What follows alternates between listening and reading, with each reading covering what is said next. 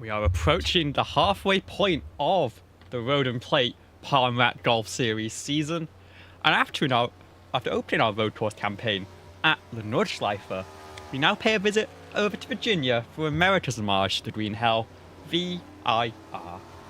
Welcome to round 5 of season number 6, as always live from Flag to Flag on JCTV, and I'm Olivia Hayward, delighted to bring you all of the action in tonight's race. Opened in 1957 and christened in the first event with a win by none other than Carroll Shelby, this 3.25 mile circuit was revived in 2000 as a club circuit, which has hosted the top level of American sports car racing ever since. More importantly though, for tonight's action, this venue has acted as a testbed for stock car programs and even hosted 4 K&N East races in the 2010s using the North Course layout. We honour that lineage tonight with a pair of frantic races in our brand new Arca machines, and this time we're using all 17 corners of the full course.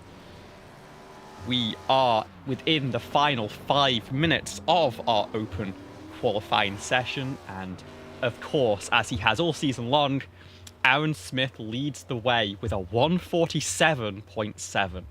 He has taken 5 wins in the first 8 races, including all 4 on the road courses, and he looks set to continue that tonight.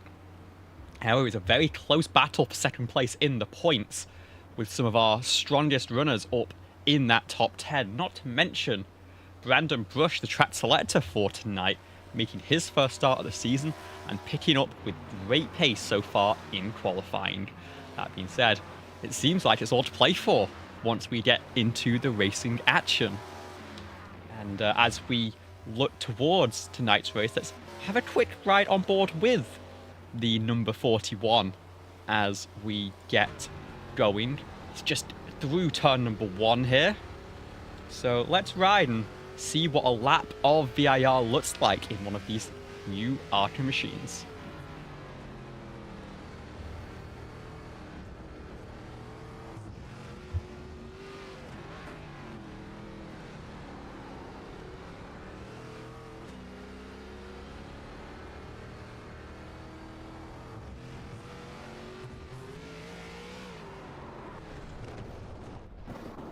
And that is very much not the line through there. That is unfortunate for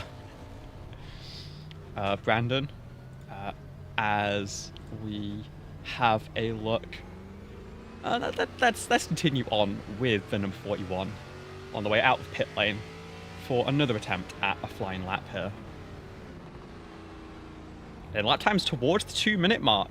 And of course, with our race format, that is going to mean not very long in that sprint race at all before we end up at the checkered flag. Then we have our top 10 invert, I believe, for the feature, which is going to scramble things up and make it very tricky, because realistically, as we get through this snake section in sector 2, it feels more like a rally stage than anything else.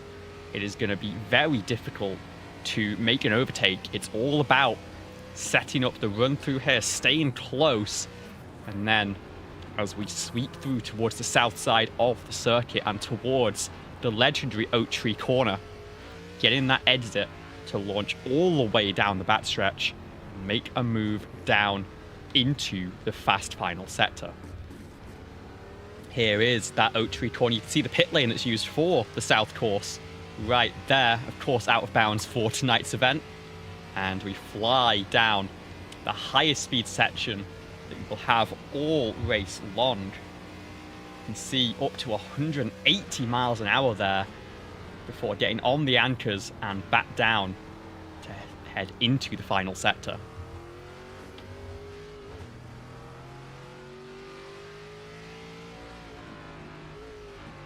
Arcing it through Hogpen here and onto the front straightaway. That is a lap of Virginia International Raceway.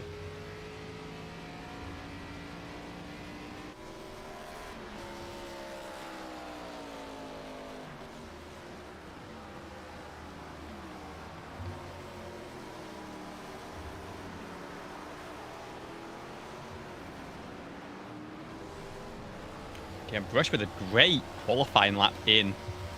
Only other driver into the 148s here, and that sets him up into second place, starting on the front row, alongside Aaron Smith.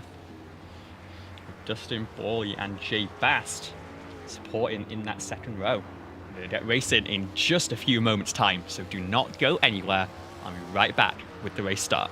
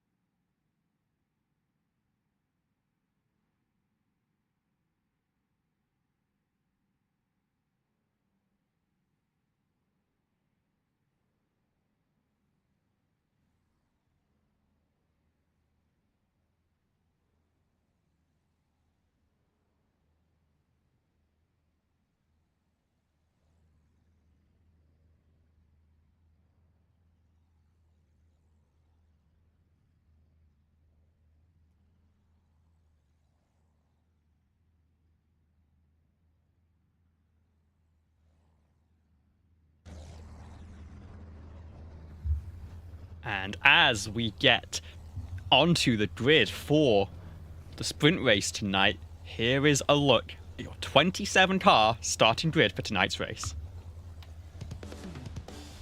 It is Aaron Smith, as always, lining up on the pole with a 147.7. Brandon Brush with a 48.9 will line up alongside on the outside of the front row. Dustin Borley and Jay Bast will make up row number 2. Very competitive in lap times from here on back, with Evan Hubchak and Michael Kruger, your 5th and 6th place starting positions. Ryan Campbell and Greg Rogers will line up on row number 4, with Samuel Stoner and Johnny Rapp rounding out your top 10. It's then Mike Thompson and Mark Royce lining up 11th and 12th, with Chuck Labano and Randy Bechtel, the first 2 drivers in that 150 bracket around here on row number 7. Levi Powell and Larry Johnson will line up 15th and 16th, with Aaron Bray and Laura Wiseman on row number 9 behind. And then it is Robert Brooks and Andrew White rounding out your top 20. Sean Campbell and Brandon Carl will line up 21st and 22nd, with Jacob Phillips and Sean Johnson on row 12 behind. And then Peter Stewart, Tom Wient and Chris Winslow rounding out your field for tonight's race. And as we get rolling behind the iRacing pace car, not long to go until we get started, using, of course, that nice long back straightaway for a short pace lap that unfortunately not many series in iRacing do. They often bring you into the pit lane and make you go all 3.3 miles back around to get to the green flag. No need for that here. It's Aaron Smith who's going to be in control of the field as we get through Hodpen. And as the pace car pulls in,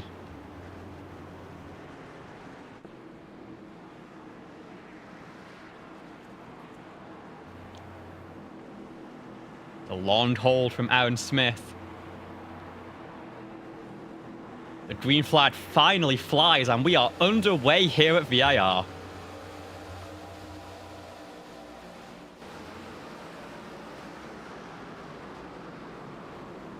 Aaron holds the inside line there into turn number 1. It's such a powerful line. You see just Dustin Borley, in fact, fighting through on that inside and is looking to clear into turn number 3 here, into the NASCAR bend.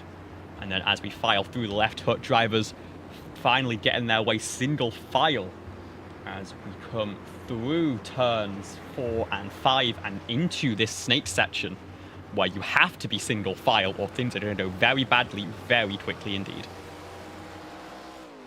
That being said, there is some shuffling for position. There's a little bit of damage on the front of the 7, maybe going to be forgiven by the iRacing prediction system.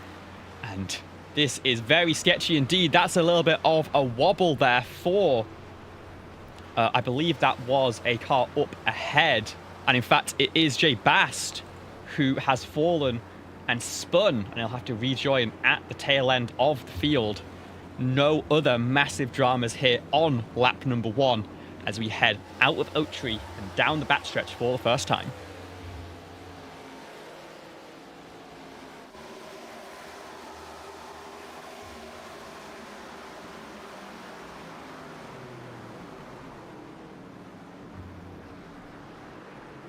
See, Dustin is keeping Aaron Smith very honest right now as we come through the roller coaster and into Hodpen, the final corner of 17 around Virginia. It depends how you choose to number them. A lot of A's and B's, as is typical for a classic American racetrack. But that is 1 lap around VIR of the 9 expected for this opening race.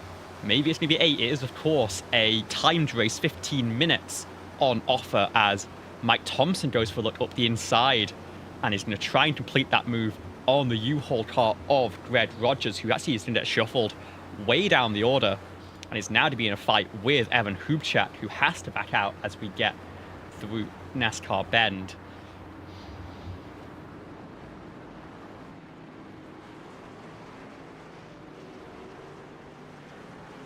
And it looks like maybe an incident for Jacob Phillips as well at the tail end of the field.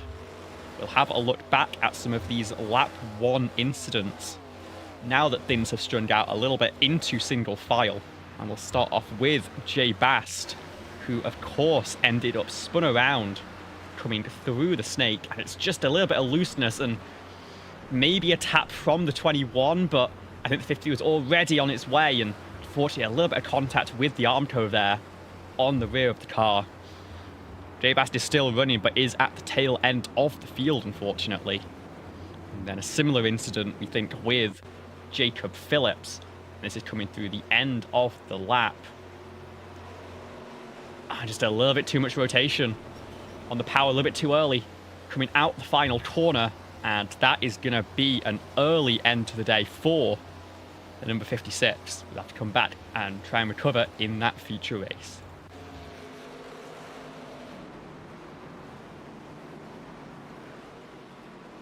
Aaron Smith has pulled a 1.1 second lead at the front of the field. Dustin Borley also doing a great job to pull that margin.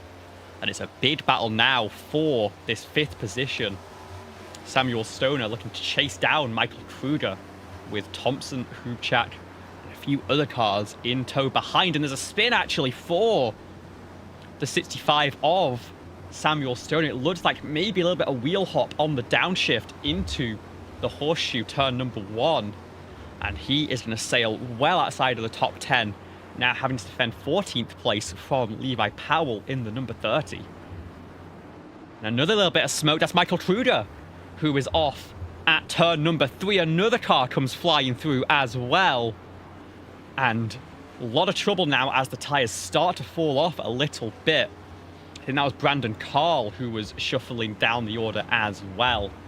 Now down all the way in P19. Let's have another look at that incident for the number 40 coming through turn number 3. And let's go on board.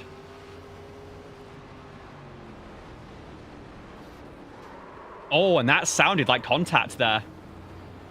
We'll roll it back one more time.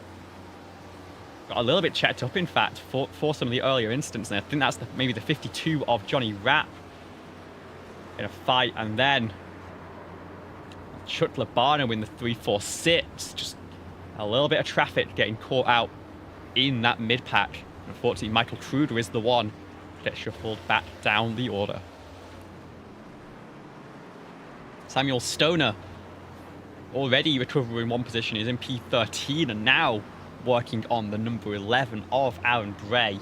Let's not forget, for these drivers, a position within that top 10 is so crucial once we get to the end of this race, because 10th place will put you on the pole position for race number 2, the 35-minute feature. But of course, there's time to work your way forward with that pit stop. But starting at the front and ahead of some of the carnage can always work out well for you. So not quite able to get that move done as Levi Powell goes around behind turn number 1. Always a tricky one here at VIR. So easy both to overshoot the braking as well as spin on exit as you try and get that power down on those very highly loaded rear tyres. I would not be surprised if tyres are the order of the day in the pit stops here tonight. Meanwhile, Samuel Stoner has gotten around Larry Johnson in that number 64, who gives up a couple of places after some early gains. We've had an incident as well for Robert Grobst, who is now all the way down in 24th position after starting up in 18th. We'll have a look at that in just a moment's time. But Samuel Stoner is working and is only a couple of spots outside of that reverse grid top 10 that you see on the left-hand side. This would be a huge gain if Samuel Stoner can get up back into those positions and really make a charge in race number 2.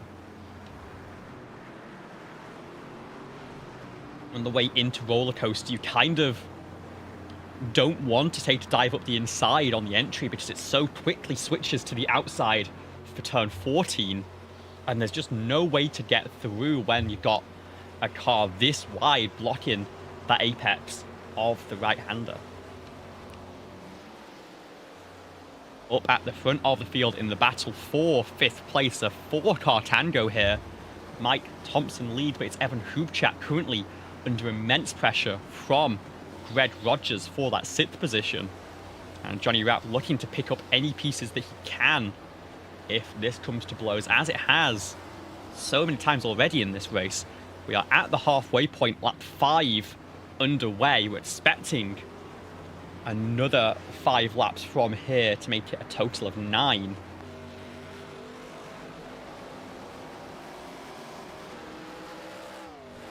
And it looks like a mistake for Laura Wiseman in the 84, who recovers in that STP Camry. See if we can pull up a replay of what happened to Laura there.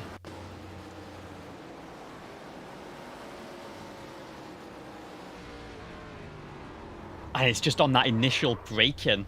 You want to have the bias quite far back to help with rotation on these road courses, but it can be very easy to lock a tyre and go sailing off into the distance. It looks like that's what's happened to Laura. Loses 5 spots down to P19 as we look up at the front of the field. And this is Greg Rogers and Johnny Rapp. Greg able to clear on the way in, not have to fight side by side through that very tricky entry. And he's going to hold on to P7 for the time being. What a great battle this is on the fringes of the top 5. Up at the front, Aaron Smith pulling out a 2.6 second lead right now from Dustin Borley, with Brandon Brush under a little bit of pressure now from Ryan Campbell, who is just sitting right in that half-second mark, looking for an opportunity to try and get the move done. Very similar situation here in the battle for 5th, as a little bit of an instant maybe for Brandon Carl coming through that final sector is under a little bit of pressure now from Sean Johnson and Laura Wiseman. Oh, and a little bit deeper lockup in turn number 1. It opens up the door for Johnson, but they are going to be side by side. Carl is going to have the inside line for NASCAR bend and into left hook. And he's going to be able to defend that position for the time being as Laura Wiseman again catches the brakes into turn number 4 and now has to wait on the rejoin and lose another 5 spots, it looks like.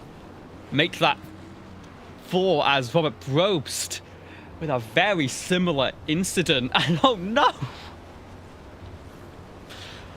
Oh goodness, Chris Winslow also sliding through there. Run on board. You can see the car already stricken in that runoff and just doesn't quite get it slowed down, and collision course between the 5 and the 45. They will both continue on at the tail end of this field here.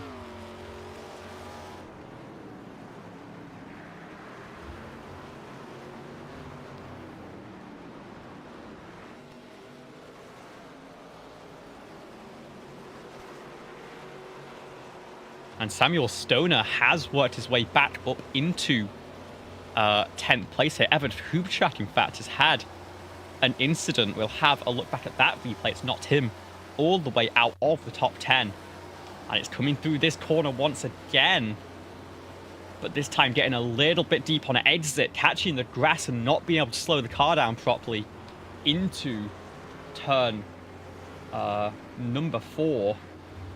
Just having to rejoin very carefully, and there goes that reverse grid pole. Samuel Stoner now in 10th place, and Evan Hubchak with work to do to try and give himself a fighting chance in this next one, as he formed a little bit of a train behind that I'm sure he's already starting to pull away from here.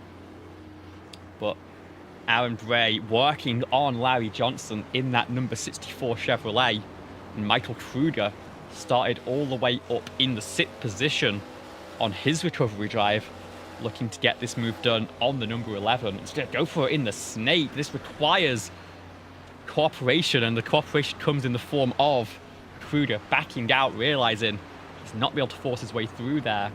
He's going to have to wait for that run out of Oak Tree.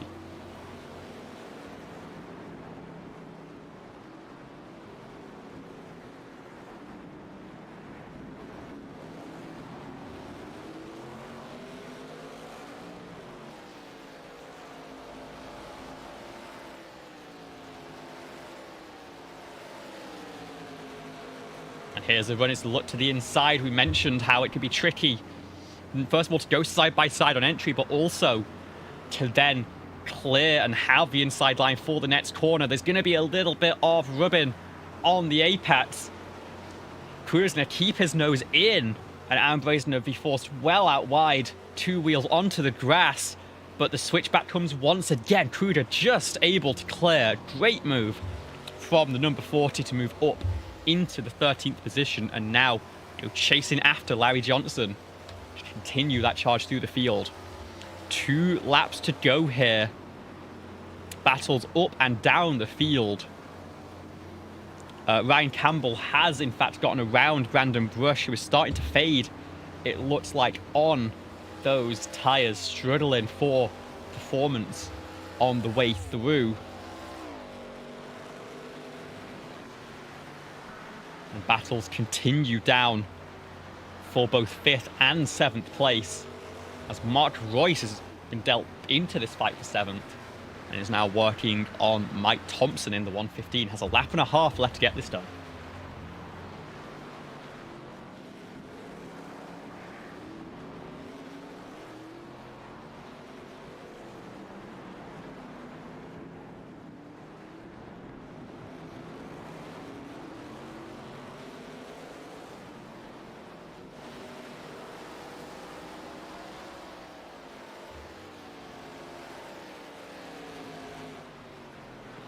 Eli Powell now started up in 14th, has fallen down to 20th, following very closely through the snake behind Tom Ween, and is looking to get this move done.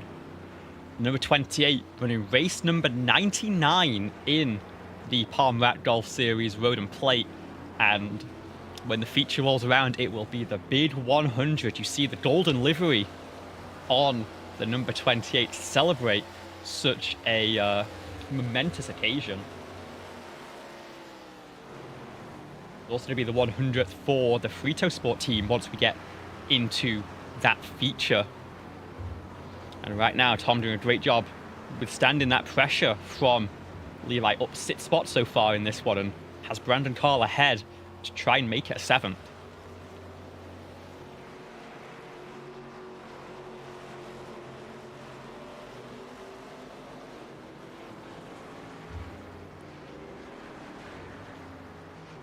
Battle now for 5th place, continuing to feel the pressure now, and in fact an even more important battle now for 10th. Samuel Stoner has cleared Chuck Labano And Evan Hubchak is now just within 0.8 of a second, looking to try and sneak into that reverse grid pole position in the half a lap that is remaining as they come through towards Oak Tree.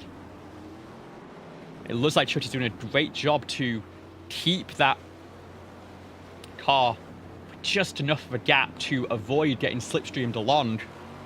And as these drivers peel out of the Oak Tree and towards the back straightaway, it is Aaron Smith making it a very nice 6 from 9 to open up the season. An 8, nearly 9-second lead at this point for the number 70. He takes the sprint race win here at Virginia. Behind it is going to be Justin Borley for second. Ryan Campbell climbing 4 spots to finish in the 3rd position. And Chuck Labano has in fact spun for that 10th position. It's going to give Evan Hubchak the spot. In fact, no, it will not. There's been an incident clearly between the two of them.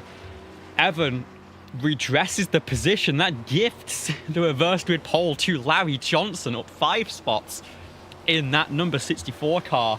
Michael Kruger will fall just 1 spot short.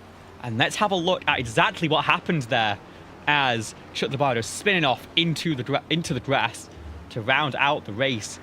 I think it's going to be a big lunge here. Quite early on the brakes, I think, actually, for Chuck.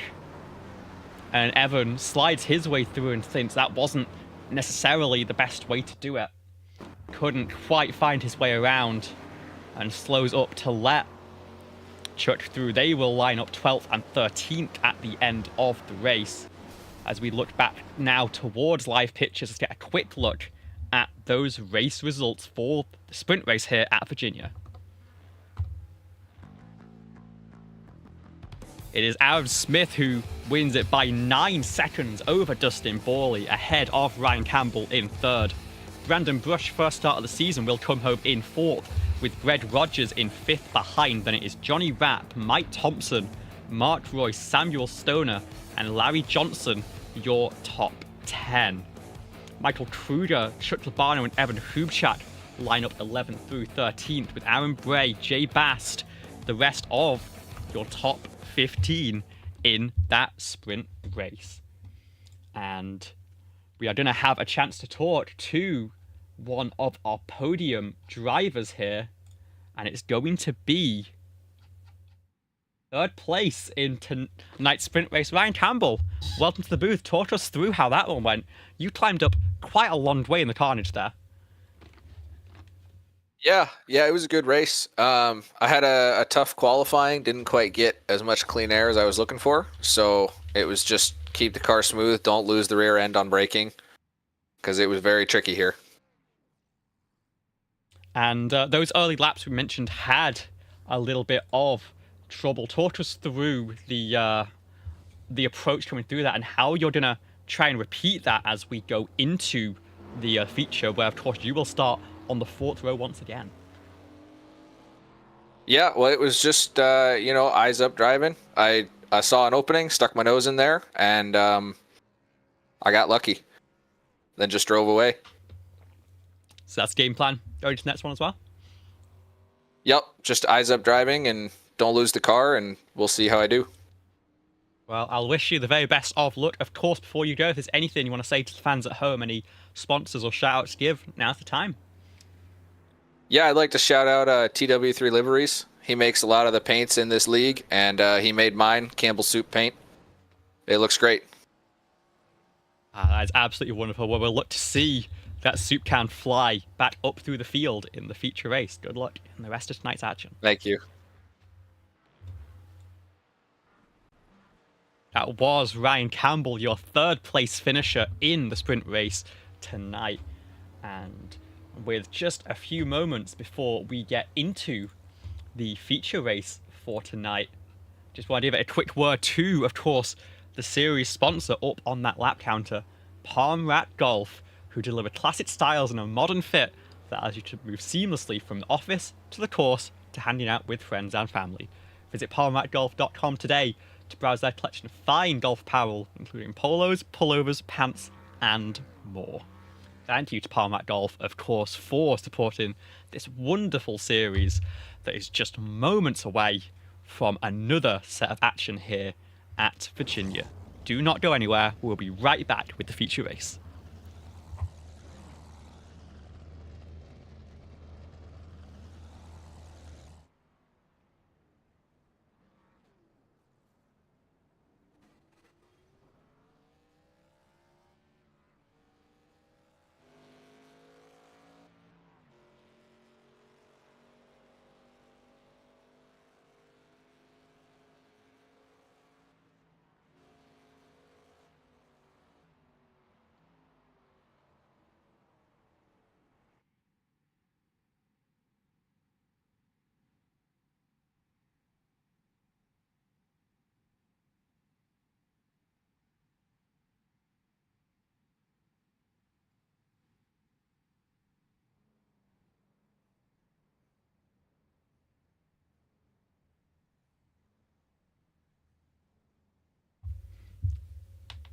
And now, as we get ready for our feature presentation here at Virginia International Raceway, let's take a look at our starting lineup for race 2 of tonight's action.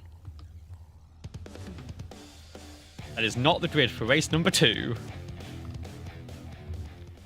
We will get that going in just a moment. You see the lineup on the left-hand side. It will be Larry Johnson inheriting the pole position there for the feature race tonight, with Samuel Stoner on the outside of the front row.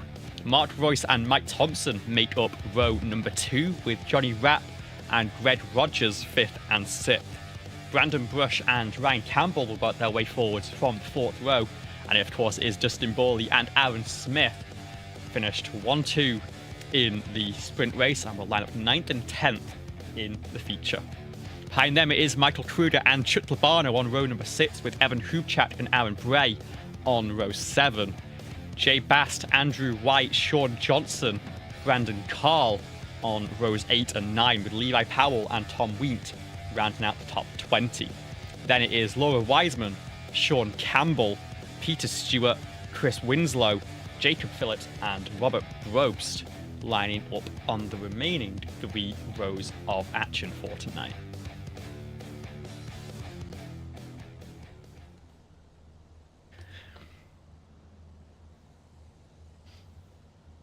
These heat races always get the graphics a little bit frazzled, but we are getting ready to go racing here at the front of the field. Like I mentioned, it is Larry Johnson lining up on the pole position as we look towards our analysis for this one. Ignore the lap count, we're expecting about 20 in this one.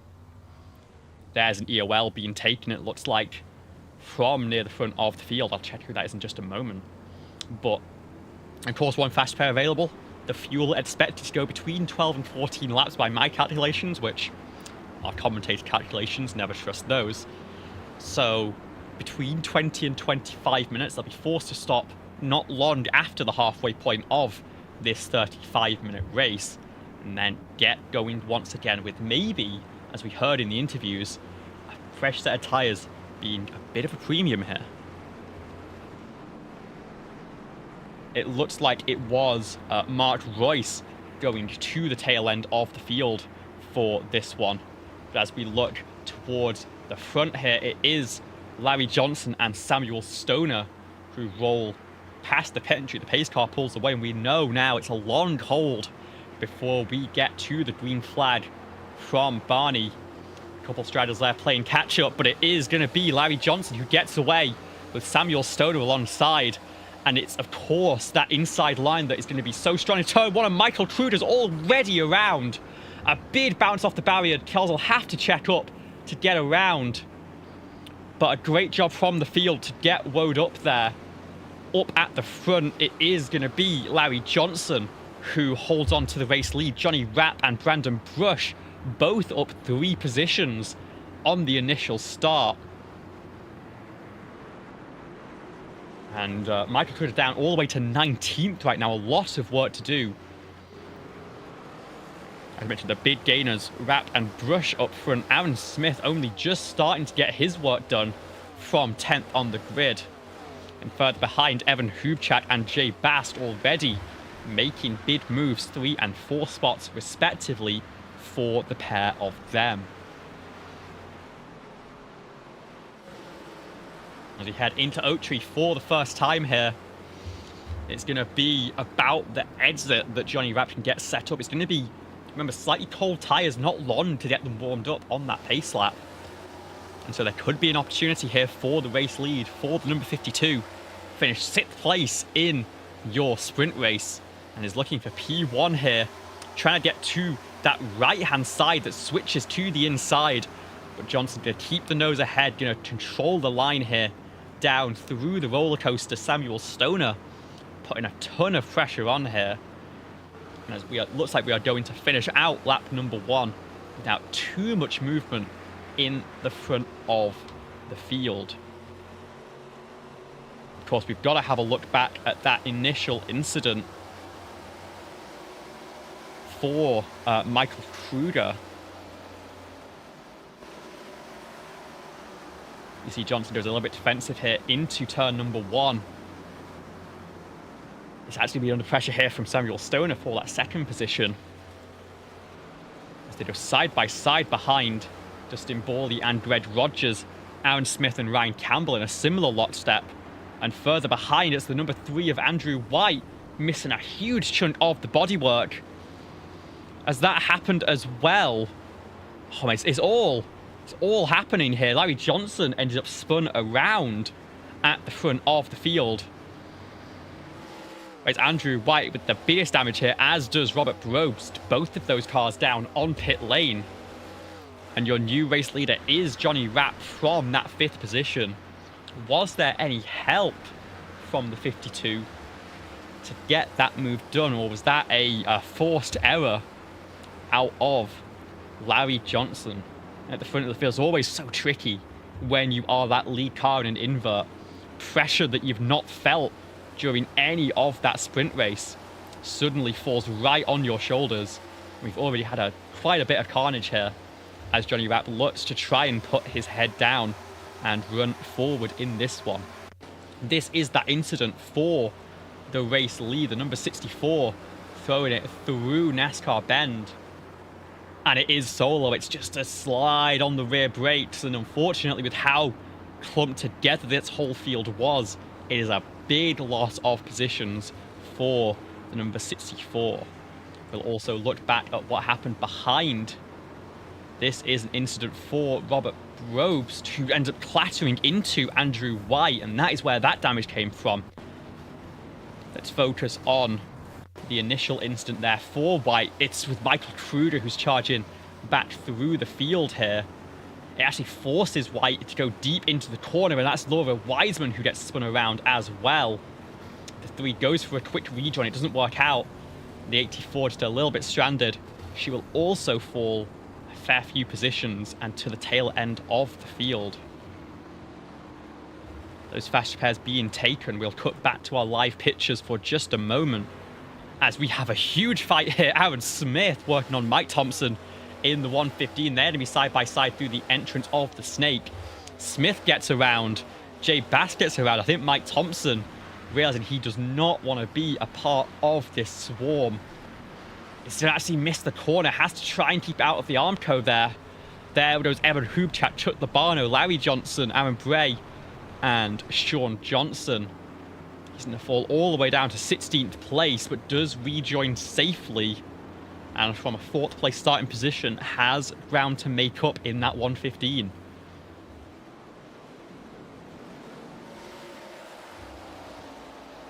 Ryan Campbell has held the position over Aaron Smith at the front of the field, and is now looking at Greg Rogers, who was in that fantastic fight for the top 5 in the sprint race.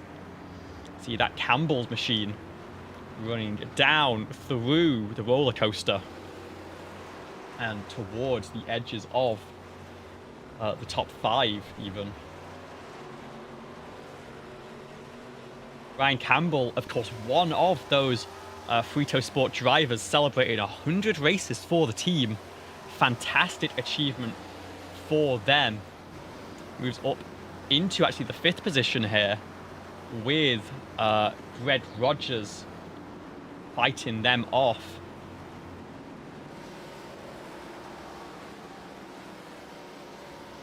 It's a great, strong stable for that team. You've got Sancinelli, of course, Chuck Labano, who is recovering well in this one, as well as Sean Campbell, Mike Thompson, Aaron Bray, Jay Bast, who's sitting just behind, and then Brandon Carl and Josh Peterson, those Frito Sport machines.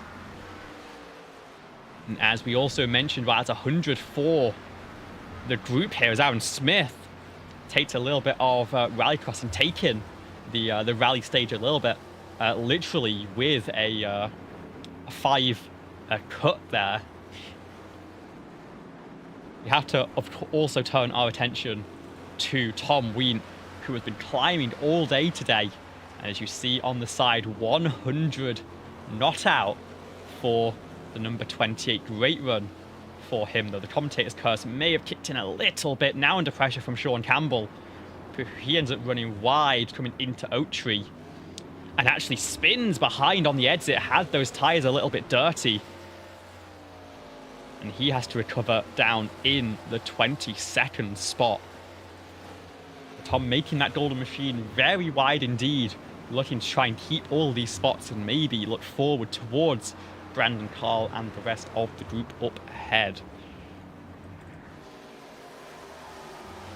The other Campbell's car, though, still fighting in that top 5, but here's Aaron Smith now looking for a move around the outside of turn number 1. It's always a difficult one to stick, but if he can get that traction on exit, having that inside line into turn 2 in the NASCAR bend, he's going to end up making that stick. Great work for Aaron, who is now up to 5th place, and you see the rear end stepping out for these drivers.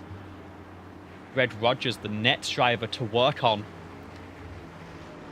and actually at the front of the field, we have a very tight battle. Samuel Stoner looking for the race lead and to go side by side here. Coming through turn 7 and gets it done. Johnny Rapp cracks the throttle and lives to fight another day. And immediately, the number 65 looking to run away in that Kodak-inspired machine. Is it Kodak-inspired? I might get my camera brands mixed up slightly. But a great run for the 65 here after what was a pretty disastrous start to the sprint race. Put his head down, has been grinding away for the rest of this event, and now finds himself at the very top of the tree.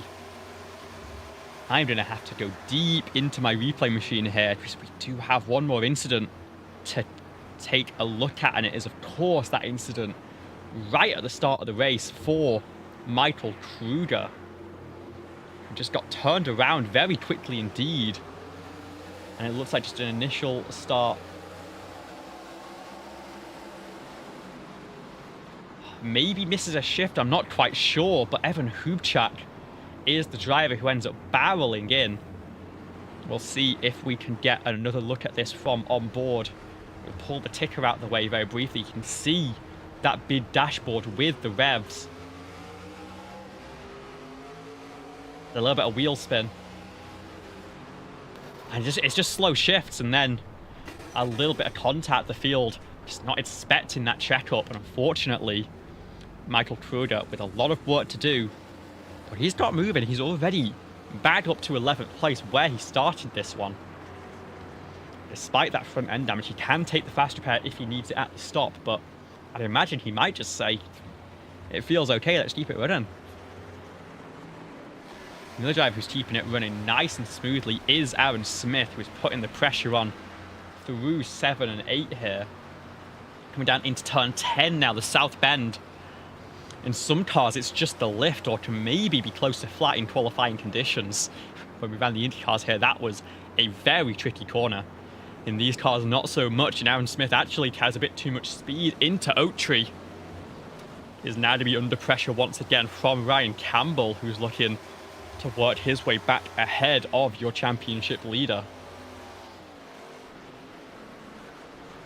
Tom Ween still putting on a great defense ahead of Laura Wiseman now, but runs a little bit wide through that turn 10, that south bend that we mentioned being so tricky. Manages to hold the inside on the rejoin, but Laura's going to have the wider arc through the mid-corner, and now he's going to have all of the slipstream in the world down towards the roller coaster of turn 13 and 14. Can she get the nose tucked to the side and get the move done here? Or maybe pressure Tom into another mistake on the brakes? It looks like it's not going to quite happen this time.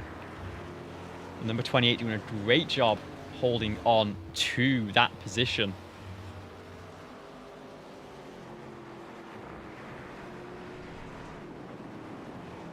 Side by side in turn 1 between Kruger and Johnson for that 11th spot.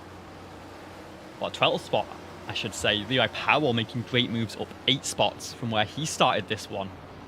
Now looking to run forwards towards the rest of the field.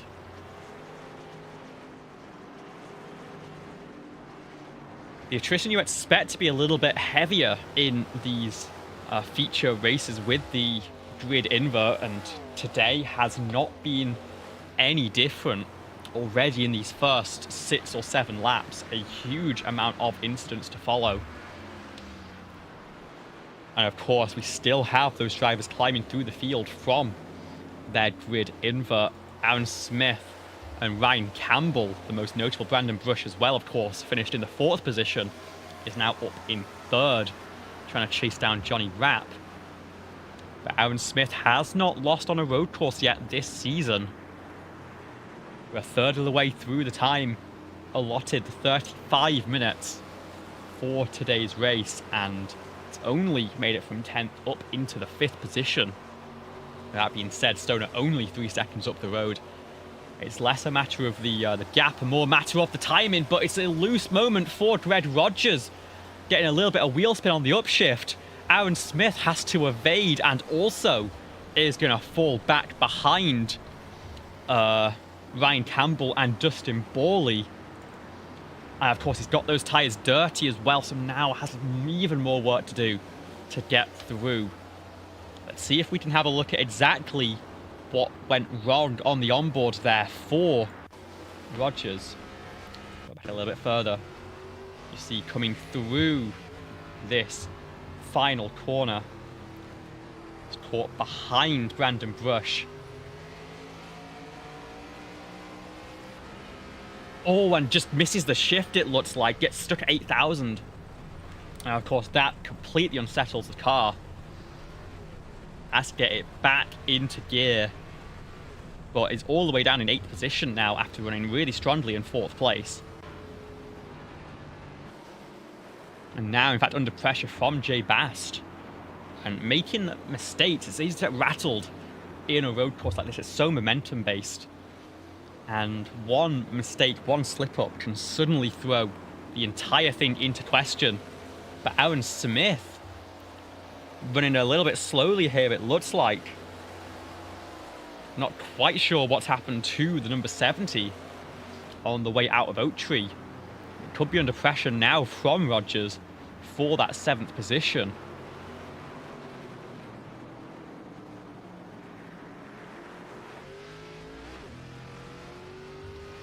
It's a live onboard now for your championship leader.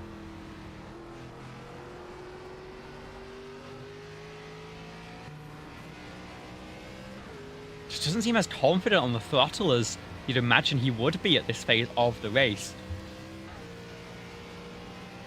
And that rhythm really playing a huge factor as we get down into turn number 1. It's a little bit deep, but gets it hooked back in for the apex of the horseshoe. And can try and now set his sights forward as he starts to build that gap back up to the number 21 behind.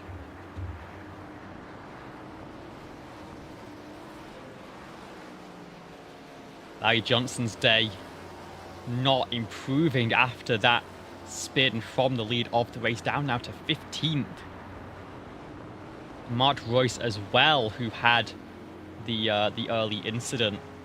In fact, had the EOL, I should say, to force him to the tail end of the field for this race. Now trying to work his way back into the top 15 as we pass the 15-minute mark in this one. If this was a sprint, we'd be at the white flag, but we've got another 20 minutes of action here to bring you at VIR.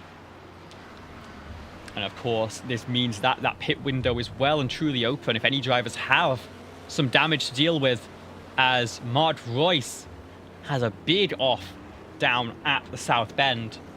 Luckily, one of the spots that has plenty of runoff to recover the car.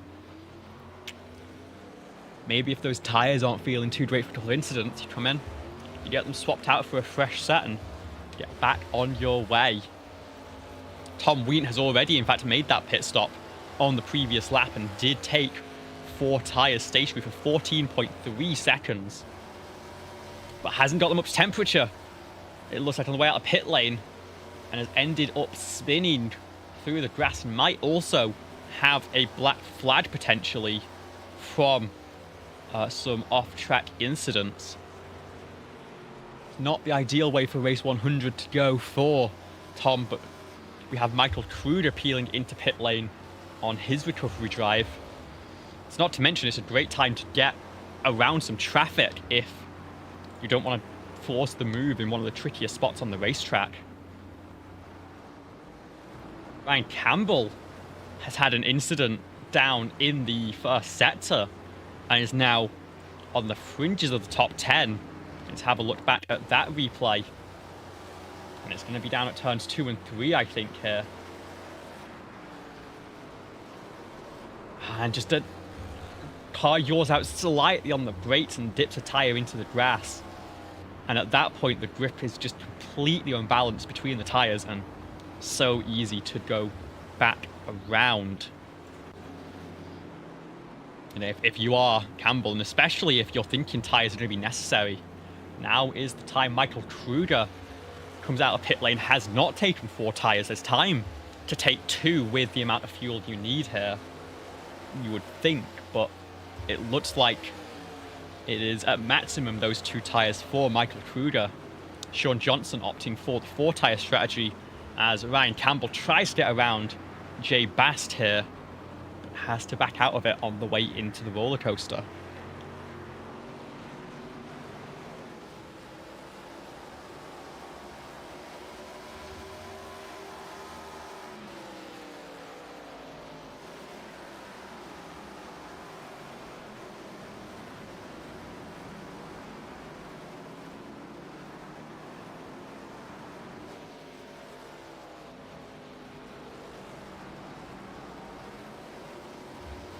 Stoner has not been given any chance to breathe in this one, really. Is still under pressure from Johnny Rapp behind, who stayed within a second for most of this race. Unfortunately, Ryan Campbell has fallen a bit by the wayside, but there's also still that pressure from Justin Borley and Aaron Smith, who started on the 5th row of the grid after finishing 1-2 in the sprint race. They are well within 10 seconds and could find their way through on strategy potentially. This could be a thing where Stoner maybe feels pressured into not taking all 4 tyres, knowing that it could invite the leaders in if they choose to take a more aggressive strategy approach.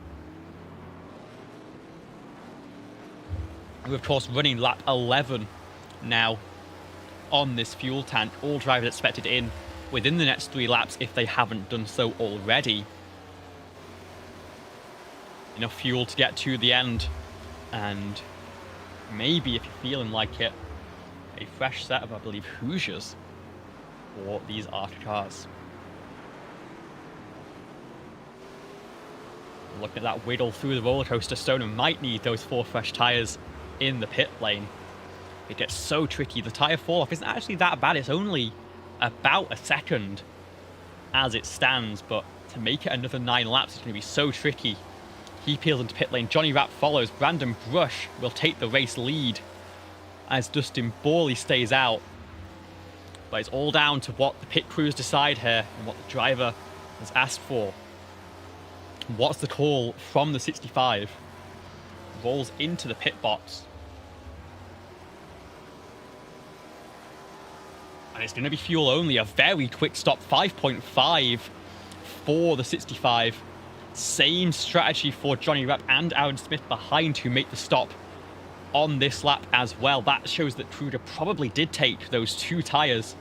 You would expect the left-hand sides to be the ones needed to be swapped at VIR. but an aggressive strategy for your leaders in this one. We'll have to see whether it pays off, or whether the cars who maybe take a set of 4 tyres can charge back through as we get into the latter phases.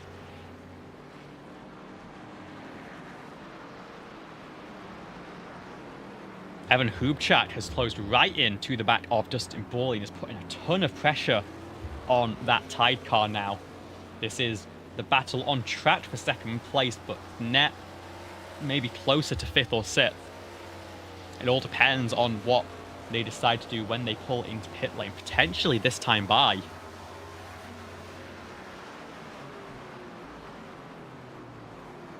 And this is actually the crucial thing about going for an early pit stop, especially if you're not taking the tyres to go with it. Samuel Stoner is stuck behind a little bit of traffic. Aaron Bray ahead, as well as now the lap down. Tom Ween is gonna be a little bit of trouble for the number 65. Is gonna peel out of the way, is the lapper of Tom there, but still has to follow in that wake of Aaron Bray as the leaders now come down pit lane. We'll see where Samuel Stoner cycles out as the field gets stopped in their pit boxes. We'll keep an eye on the pit times as the rest of the field peels in. Brandon Brushitlush taking 2 tyres. A lot of the field in this cycle have taken those 2 tyres, which leaves Samuel Stoner in the race lead. Aaron Smith will in fact cycle into 2nd place as well with that undercut. But you've got Brandon Brush, Dustin Borley and Evan Hubchak behind, who are all going to be pressuring in these final 12 minutes with a little bit of fresh tyre on the left-hand side of the car. Aaron Smith gets around that lapped car, running race number 100. And the rest of the field are going to try and navigate as quickly as possible as well. But this is not the section that is very easy to get a move done, even if the other car is being cooperative. You can't just have to follow and then get the move done on the way towards Oak Tree. And it's backing up Johnny Rapp a little bit into these cars on these fresh tyres. And this is where we really see how much of an effect 2 tyres might have on this race. Ryan Campbell is the lead car who opted for a 4 tyre call. He's 21 seconds off your race lead.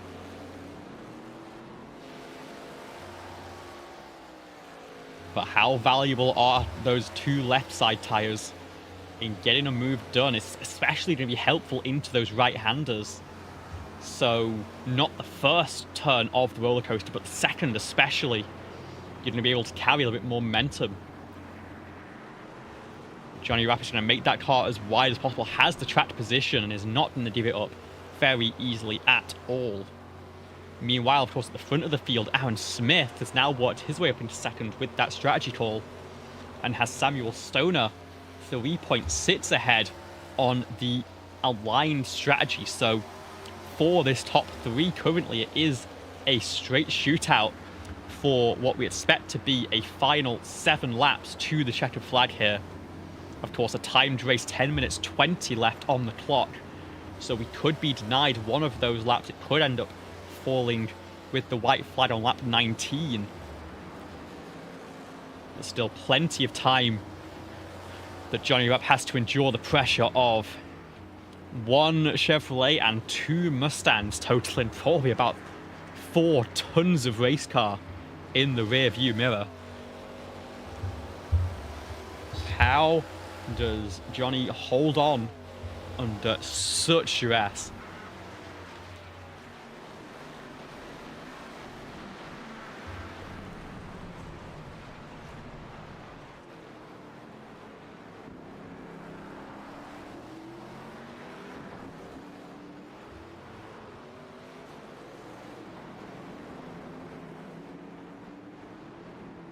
Evan Hubchat's actually made a little bit of a mistake towards tail end of this group and has fallen behind as Johnny Rapp does get shuffled as well. So it's now Brandon Brush in the 3rd position and Dustin Borley up into P4. Now here comes Greg Rogers, not looking to be left behind in this group is going to try and get a bit of a switchback. Can't get it done, and now Hubchak going to put that 21 under a ton of pressure. I'll lead Toyota Camry in this race currently, down in the 6th spot, but is under pressure from a car who is on a preferred strategy at the front of the field. Aaron Smith gained half a second last time by. That gap has closed into 3.0. Both drivers running well quicker than the cars behind, using that tracked position to get out of a fight, which ultimately has contributed more to lap time than those fresh tyres. But now Greg Rogers starting to struggle. Hubchak gets to the inside here as we get into turn number 3, the NASCAR bend. And as they run through, it looks like Rogers may have to settle for that 7th position, as he's got 3 seconds now behind to the next car, who is on an aligned strategy and 10 seconds clear of Ryan Campbell in 10th, who is running on those 4 fresh tyres.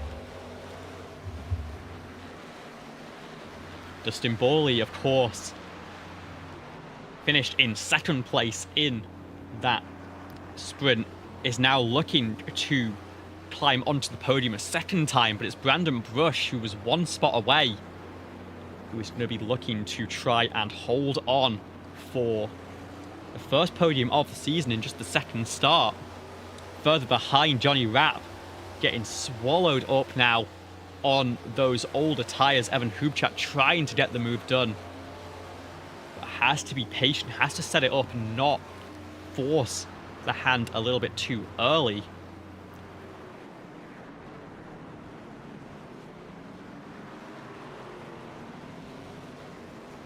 Can't quite get the move stuck. There's 7 minutes to go as Samuel Stoner hits the line. I think we'll have just 4 laps remaining in this one rather than the 5. It's going to be very marginal, but I'm sure that Samuel Stoner would love to have as little time as possible, because, I mean, look at this comparison between your 2 race leaders. It's down to 1.8 seconds. Aaron Smith gained 7/10 last time by and set the fastest lap of the race on 15 lap old tyres, I should say. Under immense pressure now is the Indiana driver of Samuel Stoner, as Aaron Smith well and truly within the same camera shot and finding more and more pace in that Chevrolet.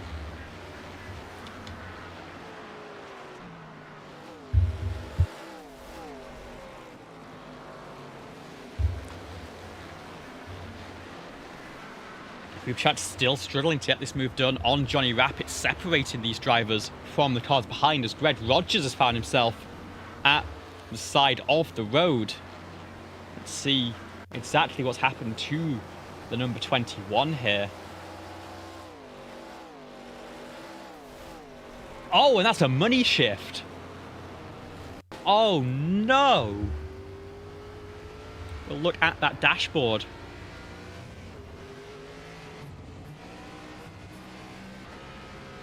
Oh, and I've got to imagine that's a downshift when it should have been going up in the gears. And it showed 8,000, but I can tell you that motor was sounding a lot more strained than that. And unfortunately for Greg Rogers, who's running so strongly in this one, he is going to need to be down pit lane and is not going to have any further part in this lead fight.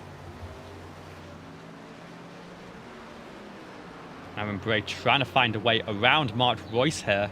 This is for the 11th position currently on the racetrack.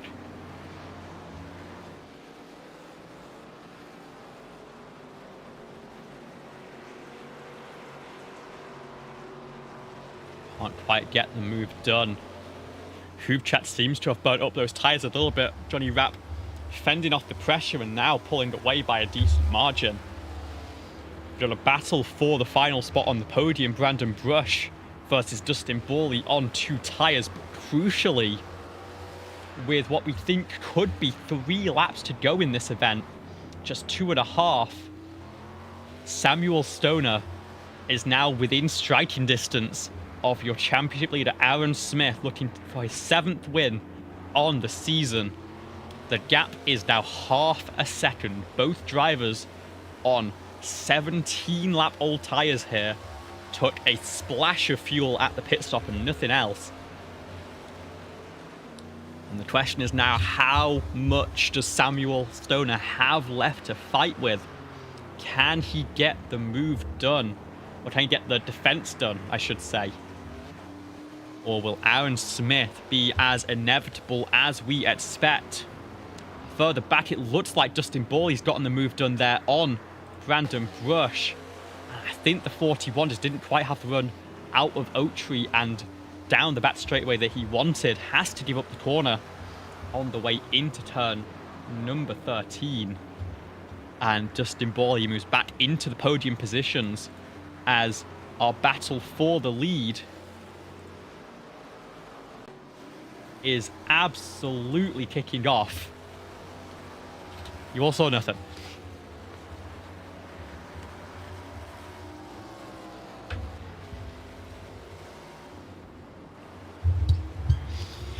Timing and scoring being a little bit tricksy, as it often is in these races. See the cloud cover playing a huge factor in this one as well. And as we start what we think is the penultimate lap of action here, Aaron Smith, Samuel Stoner, who is going to take the race win here in the feature race at VIR. Stoner a little bit wide through turn number 10. The South Bend is going to defend the inside into Oak Tree. It's all about the exit now. Aaron Smith gets a good run off the corner. Is touched right underneath the rear bumper of that number 65 car. Pulls to the right-hand side. This is crucial because if he can hand it there through the first part of the roller coaster, he's going to have the inside line for this next corner. They're going to be side by side. There's going to be a little bit of contact. Can Stoner keep the nose in through here? Yes, they're going to still be side by side as we sweep down. But Aaron Smith is going to clear as we enter Hodpen. And as we come to the start-finish line, is the white flag out in Barney's hands?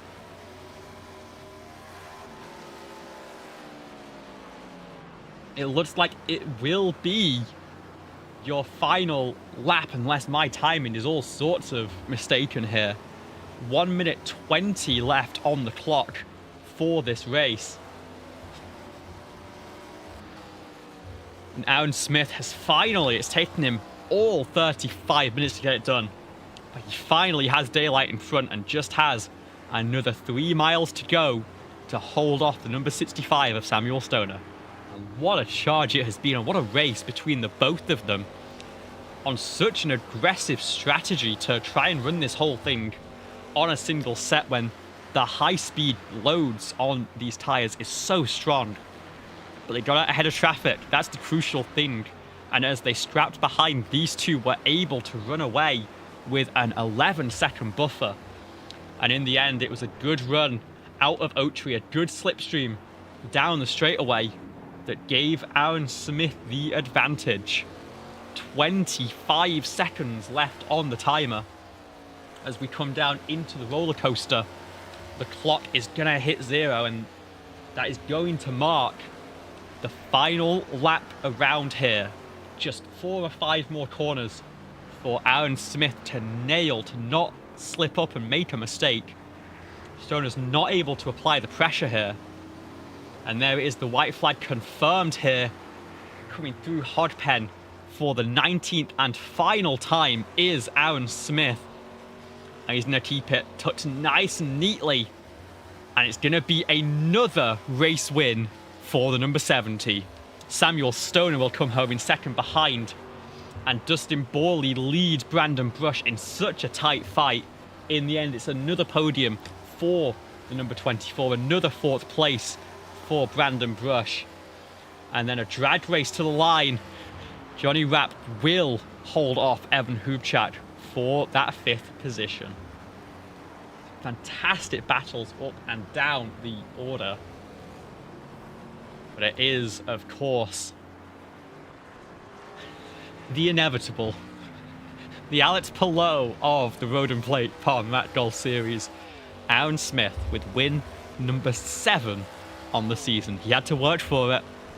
He proved exactly why he is at the top of those standings.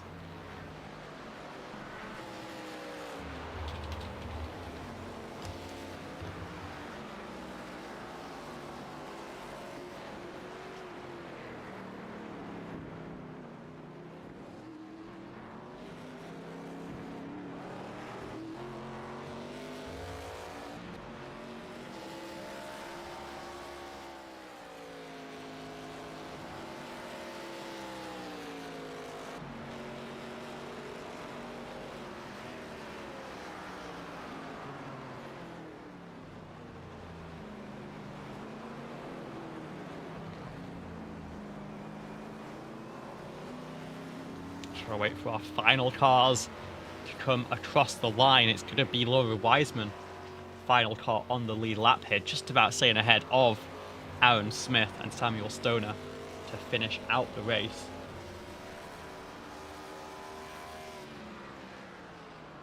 We're going to see a little bit of a front stretch celebration, I think, for number 70. Well deserved after a hard-fought race.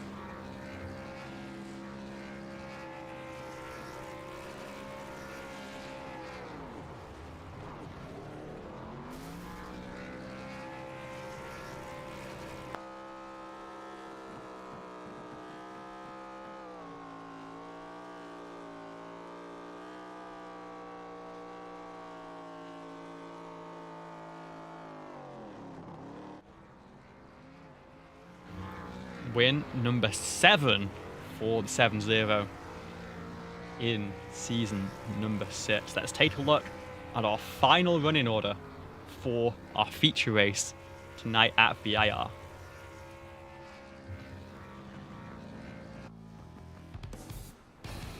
And it is Aaron Smith by just 1.6 seconds at the end, took the lead, coming to the white flag from Samuel Stoner in the number 65. Justin Borley makes the move on Brandon Brush and holds on for the second podium of the night. Brush comes home in P4 ahead of Johnny Rapp and Evan Hubchak. A drag race to the line separated by 6/100ths of a second. Johnny coming up best in that one. Jay Bast will come home in P7 ahead of Ryan Campbell in that number 18 car. And then Chuck Labano and Michael Crude, an unfortunate recovery drive forced out of the 40, but a great job to get that car back into the top 10 at the checker. It is Levi Powell who comes home P11 ahead of Aaron Bray in the number 11. Mark Royce and Larry Johnson finish down in 13th and 14th ahead of Brandon Carl, Peter Stewart, and Laura Wiseman, your final cars on the lead lap.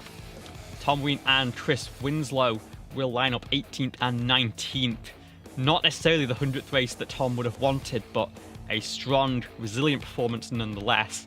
And then, unfortunately, Greg Rogers, with that engine failure, is going to finish a lowly P20 ahead of the rest of our retirements.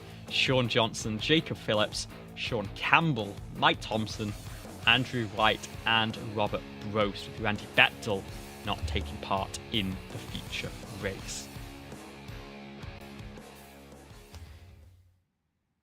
So as we look to the final runners for tonight, let's have a quick word, and let's start with our second place finisher for tonight's race. And what a performance you put there from the front row. Talk us through that one, Sam. Did you think you could hold on to that with about 10 minutes to go? I mean, you know, the optimist in me said, yeah, I could do it. The realist in me said, probably no way.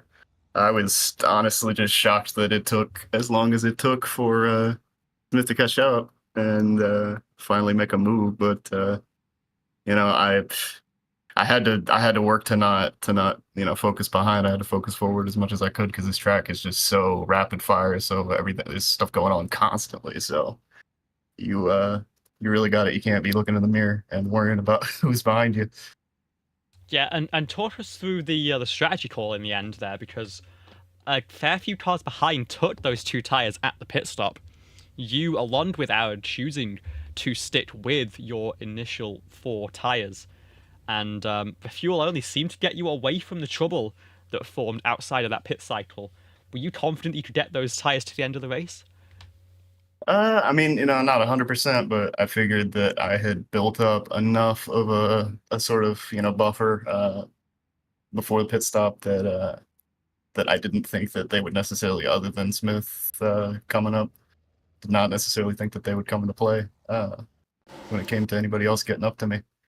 So, it sort of worked out. They were feeling pretty bad by the end, but part of that was just down to sheer exhaustion because this place is a nightmare. Yeah, it's a little bit like the American version of the Nordschleife. So a great job just to get through these races, let alone with a podium finish to take out of it. If there's anything you want to say to the fans at home and to any of the sponsors back at the shop, now is the time. Congratulations on a hard-fought second place there. As usual, thanks to the family, they haven't seen me get a podium in one of these in a significant amount of time. I just looked into it, and we're at like about a year and a half of running this league. As you saw, Tom went 100 races. Congrats to him on that. Thanks to you for putting on the show, and the league in general, Dustin and everybody making these things happen. And thanks to all the competitors. It's been a fun time. Thank you so much for joining us, and we will see you next time. Yep.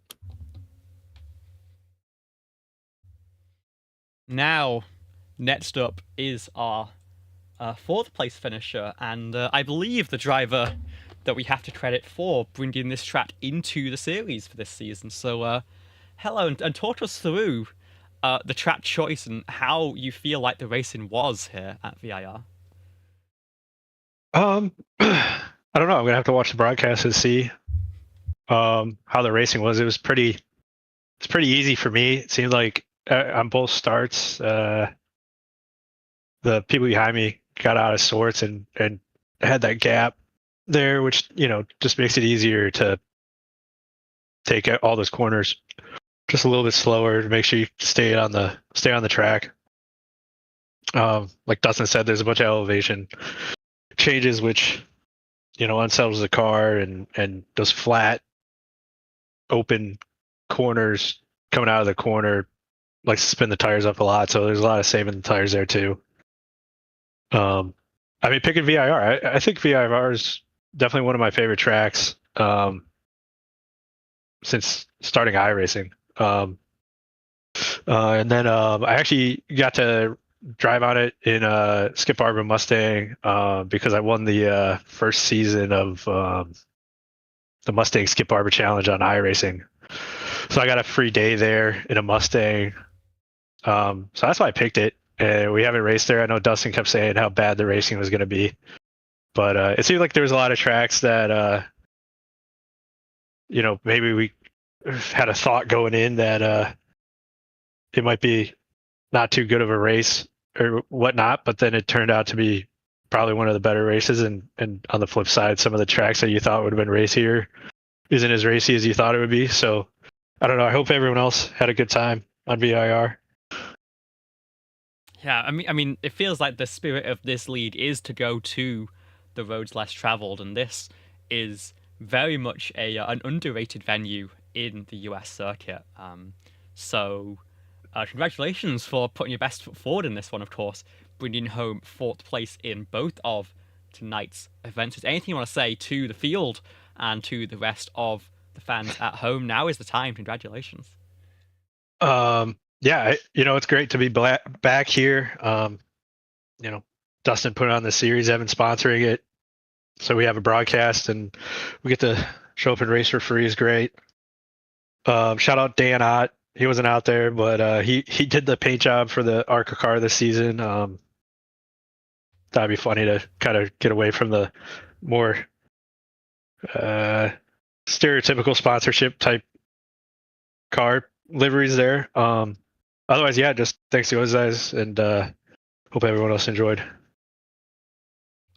Thank you, and hopefully we'll see you around a little bit later this season. Oh, of course. I'm here for the rest of the season now. Hell yeah, I look forward to it.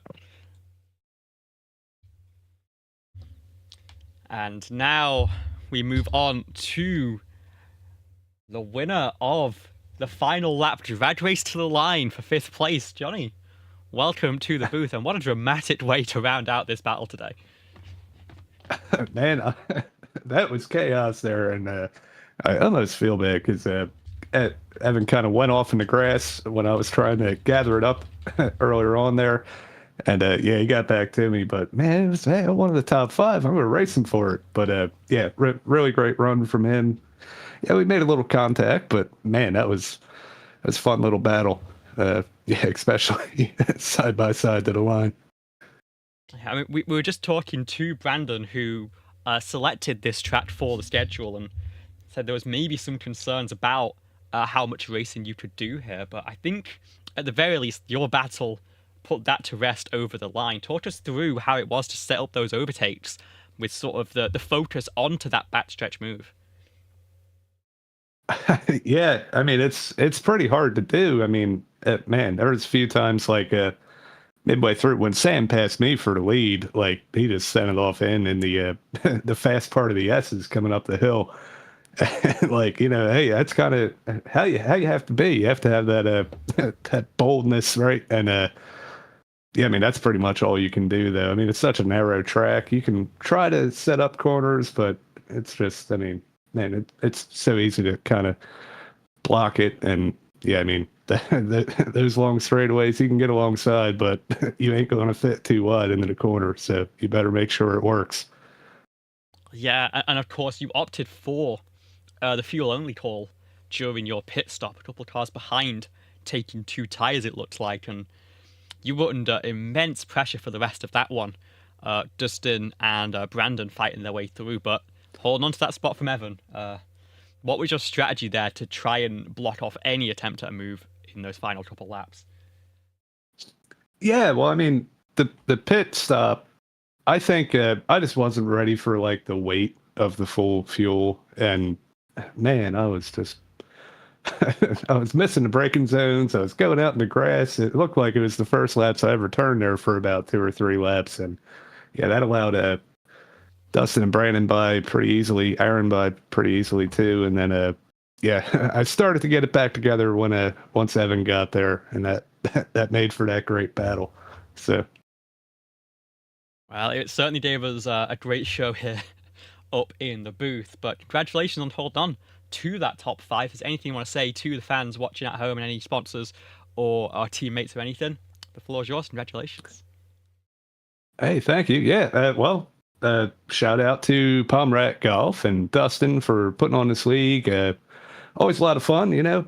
I love me some road course racing. We have a very good community here. A lot of great guys for the, you know, ovals and the road courses. We've had some really good car counts this season, so it's good to see, and happy for Dustin for that. My dad's out in the living room watching.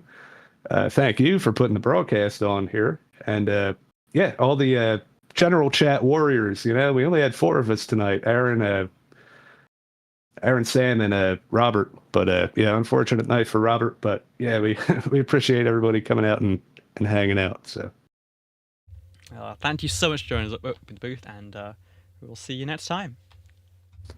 sounds good.